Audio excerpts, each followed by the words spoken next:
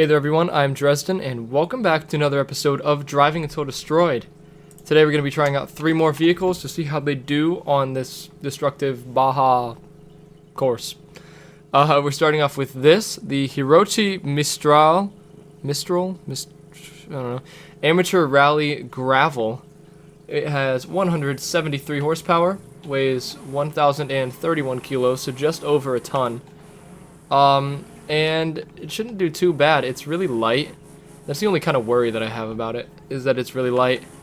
But it shouldn't be too bad. Hopefully the suspension holds up. A good thing about it being so light is that it's not going to really crash down on the suspension super hard. So it should be decent in that regard. We can find out in a minute though. Take the first jump. Okay.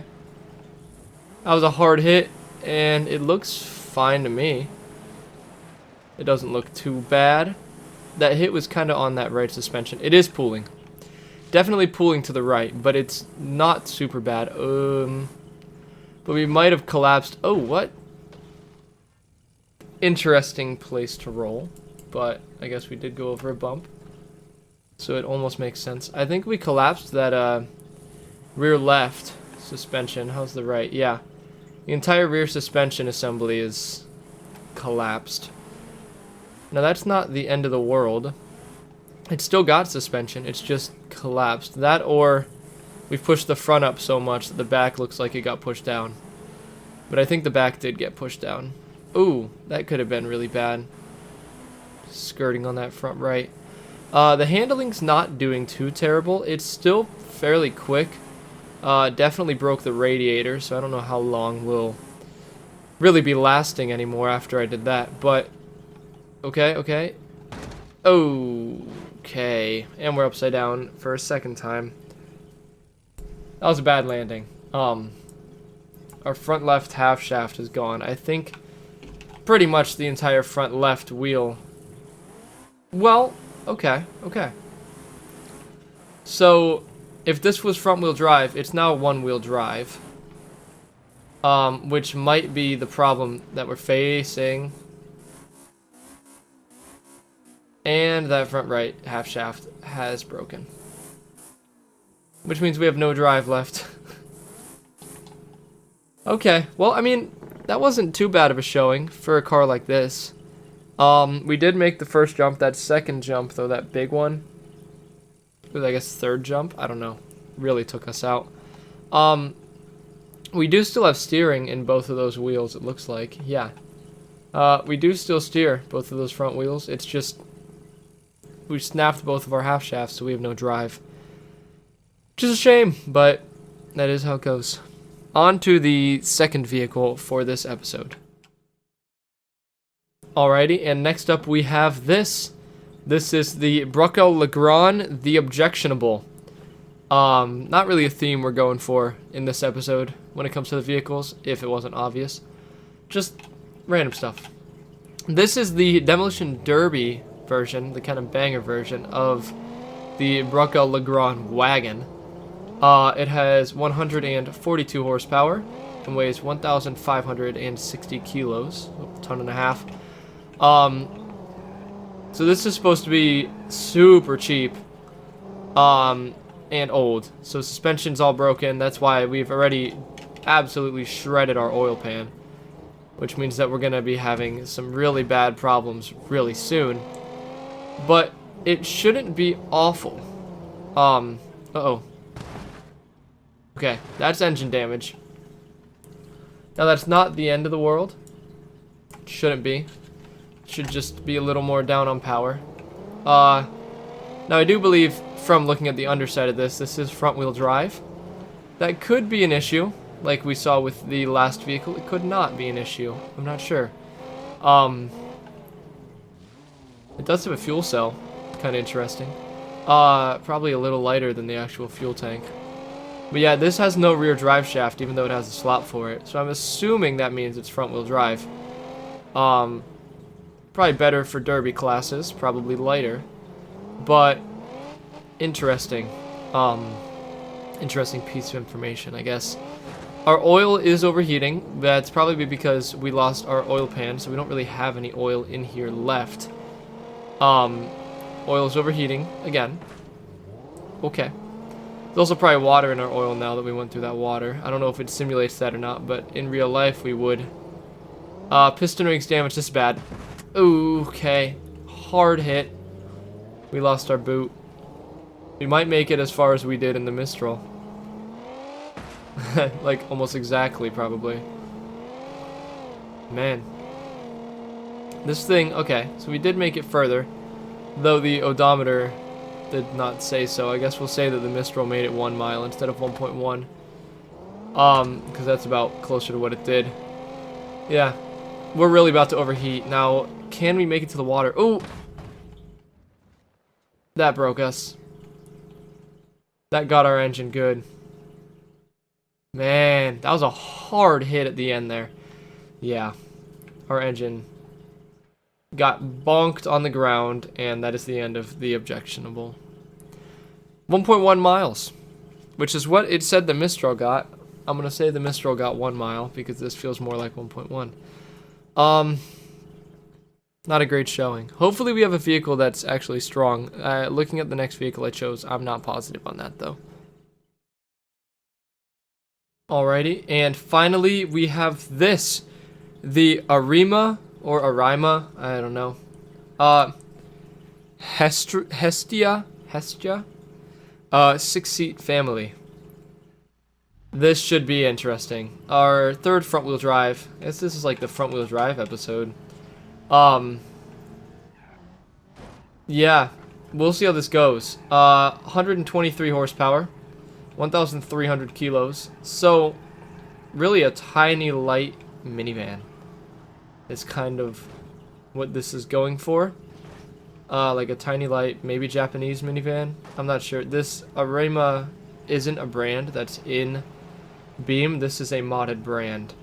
Like completely. And there's a few Arima cars that I have. And judging by the other Arima car, I don't know. I would say that they're Japanese.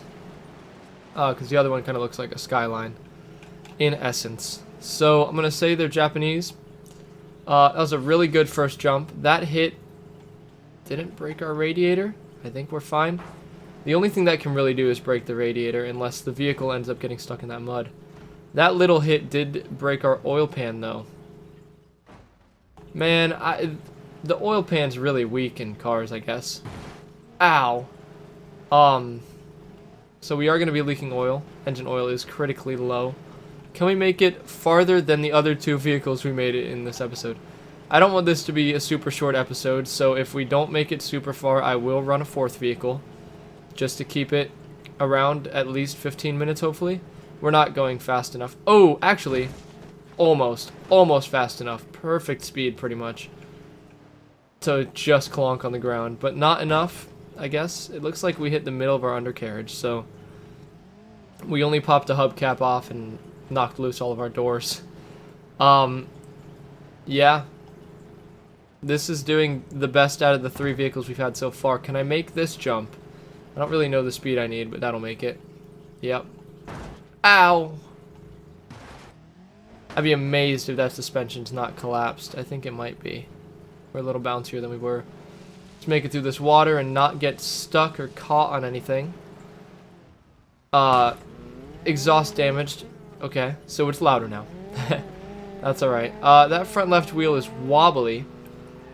We are pulling to the left a little bit, but it's not that bad. All things considered, it's not that bad. Pop a little drift there. Can I get to the other side? Yeah. Try and avoid the potholes if we can. We are pulling to the left, but not enough that it's uncontrollably going into the potholes. And that is a lap.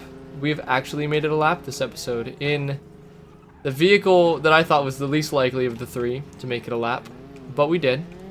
The only thing that's wrong with it besides the oil pan being pretty much out of oil, I'm assuming by now, is that we're pulling to the left a little bit. That's not the end of the world. So, there we go. Now we're out of oil. Engine has been starved of oil.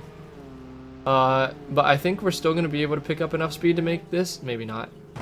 Ow. Front right half shaft broken. Engine damaged and starved of oil. That's not because of that, though. Ah, and we have an open differential. Which means we will not be moving forward. Because it's sending power to that broken axle. Well, 2 miles in total. Not too bad. Wow, we really bent that wheel on that landing. Maybe that's why it was wobbly, actually. Maybe it wasn't just on that landing. 2 miles. Not terrible. Furthest we've made it so far, I think I am going to run a second vehicle. Though, just to get the episode time up. So, fourth vehicle. That's what I meant to say. So let's go ahead and get the fourth vehicle and final vehicle for this episode. Alrighty, and finally we have this, the DW Ultra Bump Ultra 4 4400. It has 543 horsepower, weighs 2,300 kilos almost, so just over 2 tons. The highest horsepower, fastest vehicle we've run today. This is also the most purpose-built, and I think the heaviest? I'm not sure on that one. I think it is, though. I'm going to say it again, as I say with every one of the open-wheel vehicles like this. Having the wheels this exposed is really bad for this course because of the jumps. You land that jump wrong, you're done. Ooh. Like we might see here. Okay, that wasn't the worst. I think this also does use the... It feels like this uses the new suspension, new-ish, that they introduced with the Johnson Valley map. And the, like, Rock Basher and Rock Racer, whatever they were called. The trophy truck, Dune Kicker, that one, and the Rock Racer, whatever. This, like, pneumatic suspension system, really cool. I don't know if I've ran another vehicle that has it, but it feels really good, really realistic. And it looks like it's using PBR tires as well, which is cool, which is just a texturing system. So they look good, too. But... yeah, that landing wasn't too bad on that first jump there, but we are pulling to the right now. Not the end of the world. I'm more worried about this jump. If I'm being honest with you.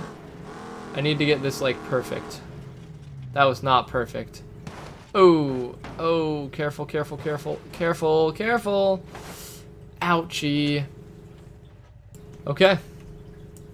I think this is... oh, I pulled a panel off. I think this is proving to be a little stronger in the suspension department than I thought it would be. Uh-oh, uh-oh, uh-oh. Oh, look at that. Yeah, okay. So our rear axle is shifted. That's why it did that. The center of gravity is now way off on that side. But we did hit that wheel pretty hard, so that does make sense that it would be shifted like that. Yeah, definitely not built for this terrain. This is more built for, like, rock climbing. Sorta. Oh. Oh. Man. We've landed upside down so many times. What is spinning? There's a node that's spinning right there. Interesting. Anyway. Let's go ahead. Oh. I'm steering right now.